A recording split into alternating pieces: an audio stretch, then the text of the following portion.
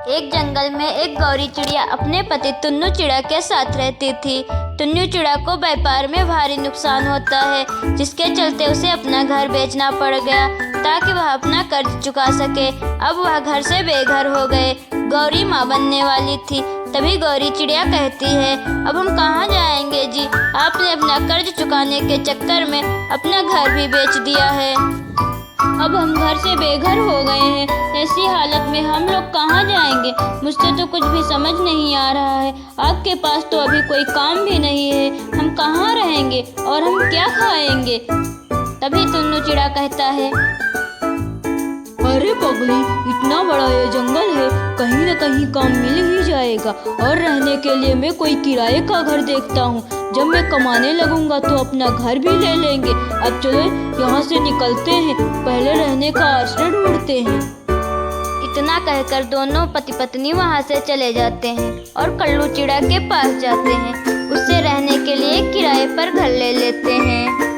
चलो, अब रहने के लिए भी जुगाड़ हो गया है। मैं तब तक घर की साफ सफाई करती हूँ। अब जाकर के काम ढूंढ लो कोई, और आते समय राशन लेते आना। अच्छा गौरी, मैं जाता हूँ, अपना ध्यान रखना। इतना कहकर टुन्नू चिड़ा वहाँ से चला जाता। बहुत कोशिश करने पर उसे एक जगह काम मिल जाता है।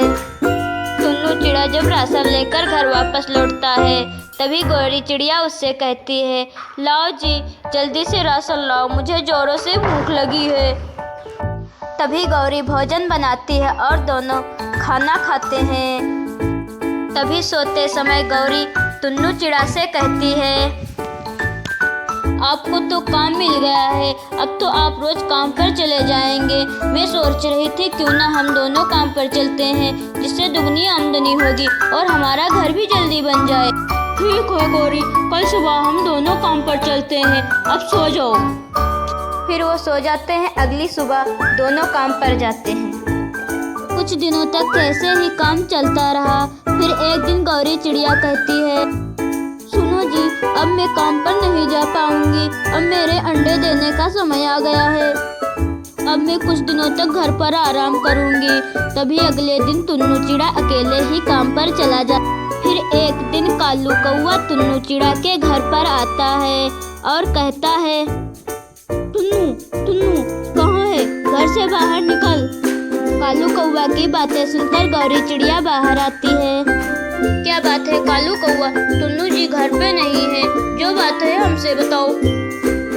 सुनो गौरी, टुन्नू से बता देना कि अब घर पे रहना है तो घर का किराया अब दोगुना लगेगा, अन्यथा घर छोड़ दे। इतना कहकर कालू कौवा वहाँ से चला जाता है। तभी गौरी सारी बातें अपनी पति टुन्नू से बताती है।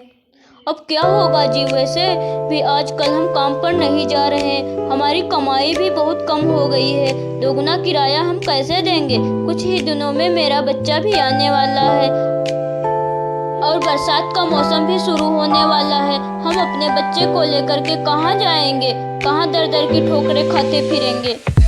ज्यादा सोच मत पगली, तेरे और तेरे बच्चे की सेहत के लिए अच्छा नहीं है। रात बहुत हो चुकी है, अब सो जा। दोनों पति पत्नी सो जाते हैं। फिर अगली सुबह जब टुन्नू चिड़ा काम पर जाता है, वह उस समय बहुत परेशान था। उसे कुछ भी समझ नहीं आ रहा था कि वह अब अपनी पत्नी को लेकर कहाँ जाएगा।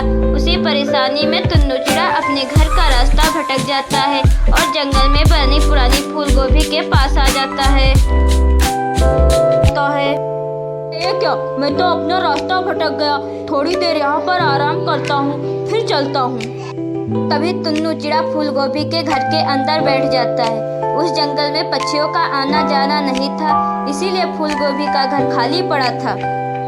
अरे ये गोभी घर तो बहुत पुराना है और खाली पड़ा है। क्यों ना हम लोग इसी में अपना घर बना कर रहे हैं, और थोड़े दिनों में बरसात भी शुरू होने वाली है।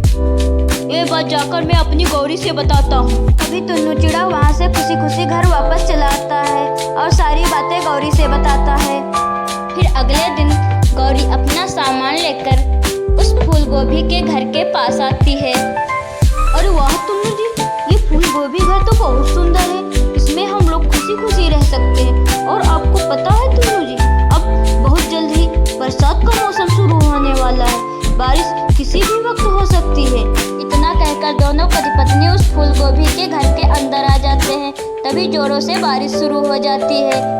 दोनों पति पत्नी बारिश के मजे लेते हैं और खुशी खुशी उसी घर में रहने लगते हैं।